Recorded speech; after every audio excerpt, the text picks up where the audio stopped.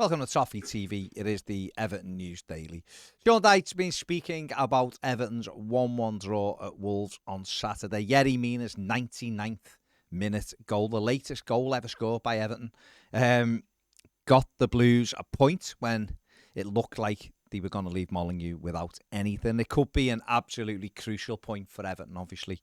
West Ham beat Leeds United yesterday, and if Leicester lose at Newcastle tonight, then it means the Blues certainly would just have to win to maintain their Premier League status, and even a draw, if that result tonight plays out with a Newcastle win, then a draw could be enough to keep Everton in the Premier League on Sunday. Sean Dyche was asked about his thoughts on the game. This is what he had to say. Well, on balance, I thought we started well. I thought we started brightly. We gave away a situation on the edge of the box. They countered. We don't give a professional foul away, which you should do. It's just nature of the game now.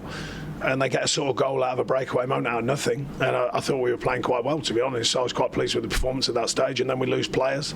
So now you're kind of scratching your head. You're 1-0 down and you've lost players. So then we have to adapt. We've known, when I took over the imbalance in the squad and how stretched it can get. And it has got stretched. It's simple as that, with injuries, suspension, or whatever's happened.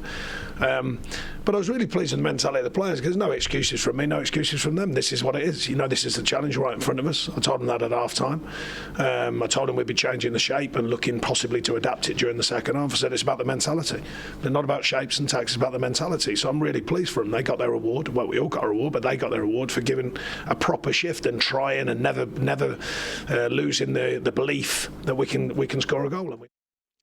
Everton had to deal with a few different scenarios on Saturday due to injuries to Nathan Patterson and Dominic Calvert-Lewin. The manager did say it's a little bit early to give an update on those two, but he thought they were both hamstring injuries, which you would expect both of those players to miss the game at the weekend against Bournemouth.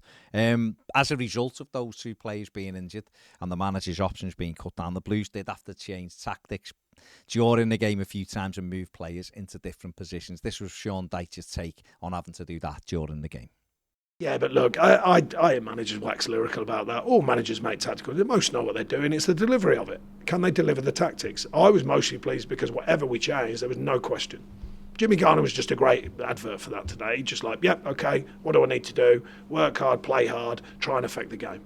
So I'm just picking him up. There was a few like that, just that mentality to go, Keno's another one. It's question marks, but you put him on a pitch, he delivered it right back. Foreign position for him, he got forward when we needed him to do that. Came to life in the box, calm feet, delivers a chance for us and we score. There's other people as well, but I'm just giving you a reference point. They're important things to me. That's important as a manager, a coach, to see players who accept whatever the challenge is. And I'm really... There you go. Everything switches now to the Bournemouth game on Sunday, of course, at Goodison Park. Everton's final game of the season. It's a big week. It's going to be a nervous week. If Newcastle are to beat Leicester tonight, then obviously it would mean Everton going to that game knowing a victory over Bournemouth would be enough to keep them in the Premier League. I think the Blues have lost the last 4 games against Bournemouth, so it's not going to be an easy game. We do owe them for 2 hammerings back in November. But it gives Everton the opportunity to have their destiny in their own hands. Sean Dyche was asked about the Bournemouth game and the preparations leading up to that. This is what the manager had to say.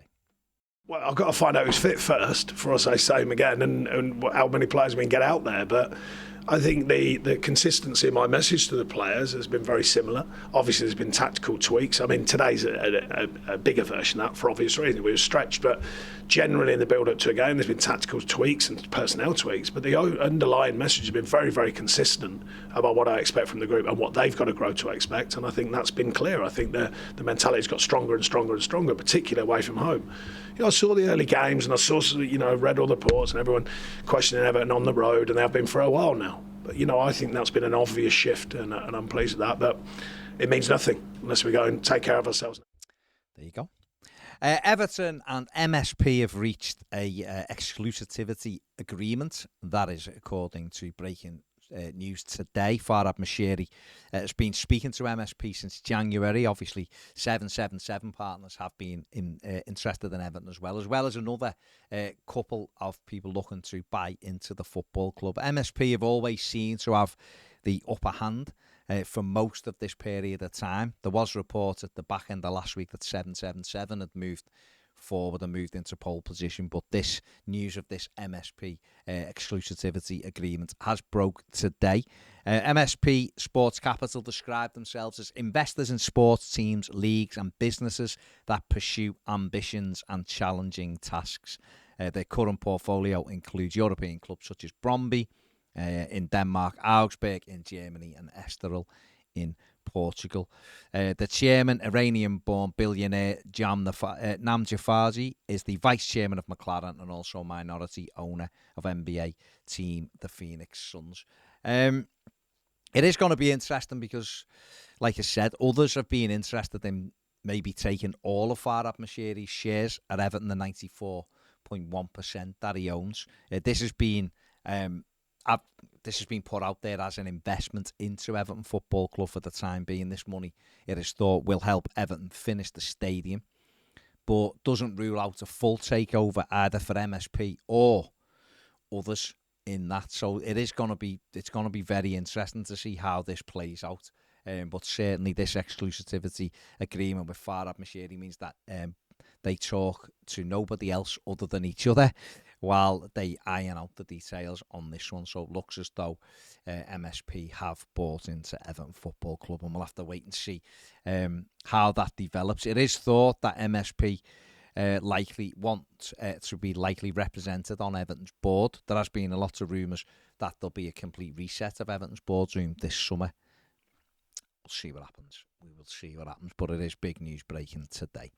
And finally, according to Fabrizio Romano, Everton have triggered the extra year in Abdoulaye Doucoure's contract.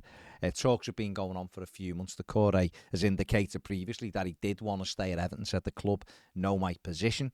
And Everton obviously wanted to try and wait until the summer to see what league they're in. But according to Romano, they have triggered that extra year and Doucoure will remain at Goodison Park for another season.